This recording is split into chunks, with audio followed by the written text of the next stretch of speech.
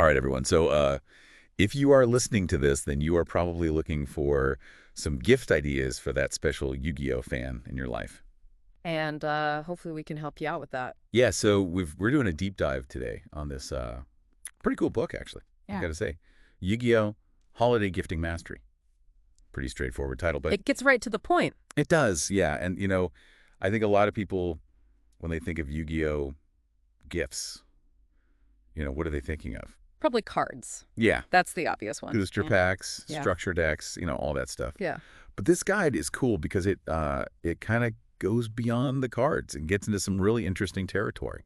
I mean, they do mention cards, They do mention cards. but yeah, it goes way beyond just like the newest set or anything like that. So what kind of stuff we talk about, like when you say beyond the cards, what comes to mind? Well, so they talk about like if a fan is super into competitive play, maybe get them a really rare card, something like super valuable, a first edition Blue Eyes White Dragon in pristine condition. Ooh, now you're talking. Yeah, or even, a lot of the cards nowadays have different rarities, like, Oh, yeah. the Ghost Rares or the Starlights or The whatever. Starlight Rares, yeah. So, finding one of those. And some of those are super expensive, Oh, yeah.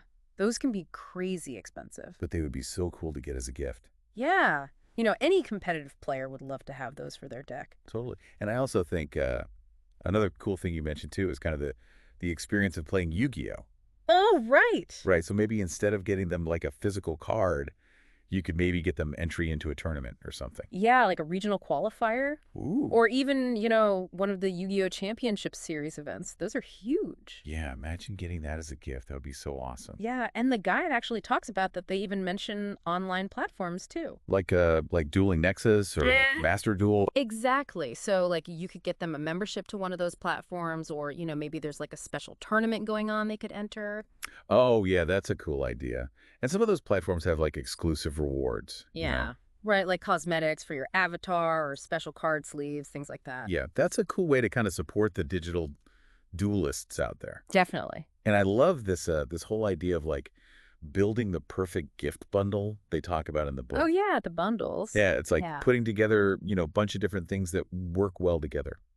So like what would be an example of a good bundle? Well, let's say you have a friend who is really into competitive play. Mm-hmm. Huh. You could put together a bundle with maybe a booster box of the newest expansion, Okay. Love it. and then maybe throw in a nice play mat, with their favorite archetype on it, Oh, that's cool. and maybe a set of those dice that help calculate life points. Oh yeah, those dice are cool. Yeah, it's all about kind of creating a cohesive theme. And, making it personalized. Right, exactly. Like really think about who you're getting the gift for and what they would like. Yeah, so for example, if you have a friend who's more into collecting than playing, you could put together a bundle with maybe a limited edition collector's 10. Those come with promo cards, Oh, yeah. and then maybe throw in a display case so they can show off their rarest cards. That's classy. Right. And maybe even a guidebook on how to grade cards, So they can learn about card value and all that. Yeah, exactly. I mean, it's pretty amazing how this guide just like breaks it down by different types of fans, It's really smart. You've got your competitive players, you've got your casual fans, your collectors, The lore lovers. your lore lovers. Oh my gosh, yes. The people who can quote every line from the anime. Exactly. For them, the guide suggests maybe getting them some art books.